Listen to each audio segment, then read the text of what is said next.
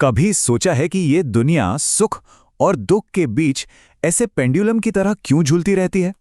आज हम एक ऐसे आध्यात्मिक नजरिए को समझने वाले हैं जो बताता है कि कैसे एक स्वर्ग जैसी दुनिया नर्क में बदल जाती है और फिर से अपनी खोई हुई शान वापस पाती है। चलिए इस पूरे रहस्यमय चक्र को खोलकर देखते हैं। तो देखिए, हमारे सामने दो बिल्कुल अलग अलग तस्वीरें हैं।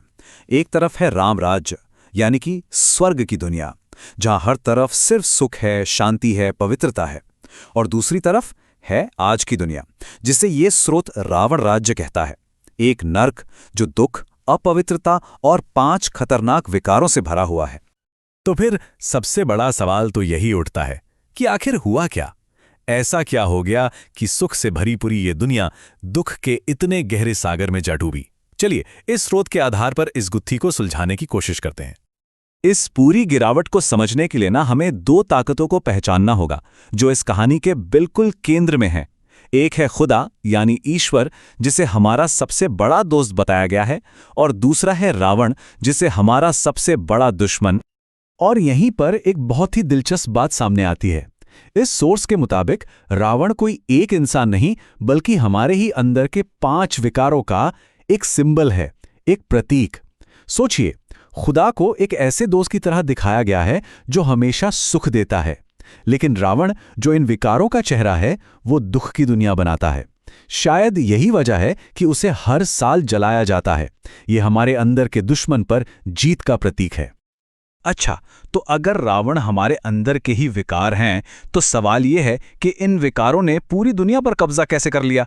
इसका जवाब छिपा है दुनिया के चक्र में।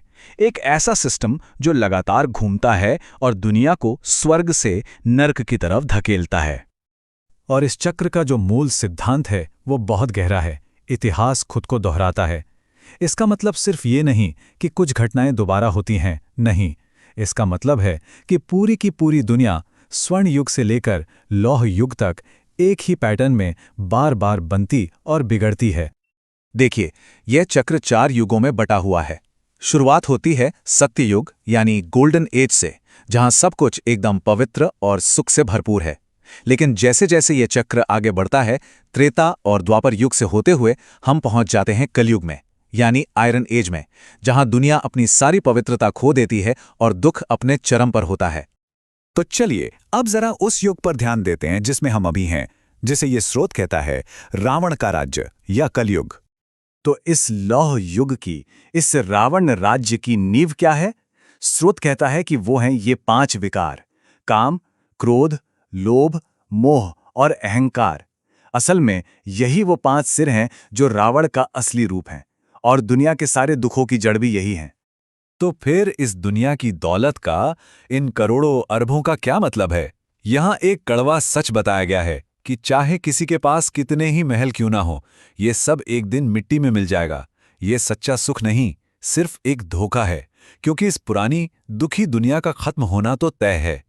तो अगर ये दुनिया और इसकी हर चीज खत्म हो जाने वाली है, तो क्या कुछ ऐसा भी है जो हमेशा रहता है? यहीं पर बात आती है आत्मा की, हमारी असली पहचान, शरीर से बिल्कुल अलग, एक कभी न खत्म होने वाली चेतना की शक्ति।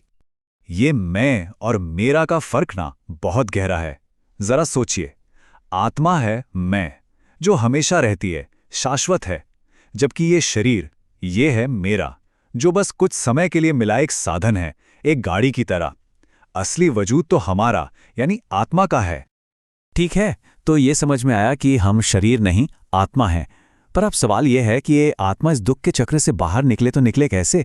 स्रोत के मुताबिक इसके लिए एक गाइड आता है जो हमें स्वर्ग का रास्ता दिखाता है। कहते हैं ना, जब रात सबसे गहरी होती है तभी सुबह होते है। ठीक वैसे ही जब ये चक्र खत्म होता है और दुनिया अपने सबसे बुरे हाल में होती है, तब परमात्मा, जिन्हें पिता और पतित पावन भी कहा गया है, इस धरती पर आते हैं। पतित पावन यानी गिरे हुओं को पावन बनाने वाला। और उनका मिशन सिर्फ एक है, इस पुरानी गिरी हुई दुनिया को बदलकर फिर से स्वर्ण युग यानी सतयुग की स्थापना करना। और ये महान बदलाव होगा कैसे? इसके लिए एक बहुत ही प्रैक्टिकल रोड मैप दिया गया है। पहला, पवित्र बनना है। दूसरा, सिर्फ एक निराकार पिता को याद करना है। तीसरा, लगातार खुद को शरीर नहीं आत्मा समझना है। और चौथा, दूसरों को भी ये रास्ता दिखाकर उनकी सेवा करनी है। और जब आत्माएं इस रास्ते पर चलने लगती हैं, तब हम कहानी के क्लाइमैक्स पर पहुंचते हैं। पुरानी दुनिया का महाविनाश और एक नई पवित्र दुनिया का सवेरा। यहाँ ये जो नंबर 1 है ना, ये बहुत शक्तिशाली है। ये इस बात का प्रतीक है कि नई दुनिया बनाने के लिए एक सोच और एक दिशा की जरूरत है। जब सब एक पिता के दिखाए रास्ते पर चलते हैं, तभी एकता आती है और तभी इतना बड़ा परिवर्तन मुमकिन होता है। और इस ज्ञान की ताकत कितनी है? कहा गया है, सेकंड में जीवन मुक्ति। सुनने में कितना बड़ा लगता है ना, है ना? इसका मतलब है कि जिस सेकंड ये समझ आ जाता है कि मैं एक आत्मा हूं और पिता मेरे साथ है, ठीक उसी सेकंड जीवन में रहते हुए भी विकारों और दुख से मुक्ति का अनुभव होने लगता है। ये एक पल में होने वाला बदलाव है। तो चलिए इस एक सवाल के साथ आज की बात खत्म करते हैं। ये सवाल विनाश और रचना के इस पूरे चक्र का सार है। क्या हर अंत, चाहे वो कितना ही अंधेरा क्यों ना लगे, असल में एक नई और बेहतर सुबह का वादा होता है? ये एक सोचने वाली बात है।